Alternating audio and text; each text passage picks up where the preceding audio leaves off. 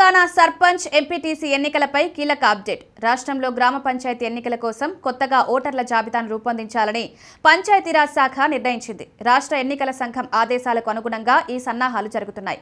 పంచాయతీలు, వార్డుల సంఖ్య మరింత పెరగడంతో పూర్తి స్థాయి పక్కా సమాచారంతో జాబితాను తయారు చేసేందుకు అధికారులు కసరత్తు చేస్తున్నారు.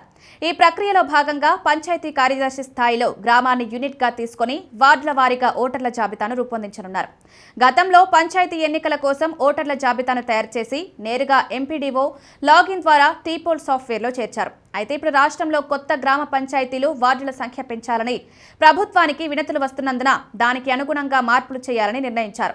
దీంతో గ్రామాలు, వార్డుల్లో ఓటర్ల సంఖ్య మారే అవకాశం ఉంది. ఈ నేపథ్యంలోనే టీపోల్ వెబ్సైట్లో కొన్ని మార్పులు, చేర్పులు చేసి మళ్లీ మొదటి నుంచి ఓటర్ల జాబితా ప్రక్రియను చేపట్టనున్నారు.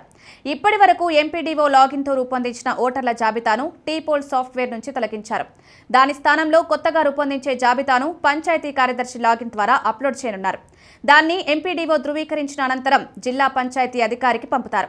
ఆపై తుది జాబితా రూపొందుతుంది. ఈ ఓటర్ల జాబితా రూపకల్పన గ్రామ పంచాయతీ ఎన్నికలకు ముందస్తు సన్నాహాలతో కీలకమైన ఘట్టం. కొత్త గ్రామ పంచాయతీలు, వార్డుల ఏర్పాటుపై ప్రభుత్వం త్వరలో స్పష్టమైన ప్రకటన చేసే అవకాశం ఉంది.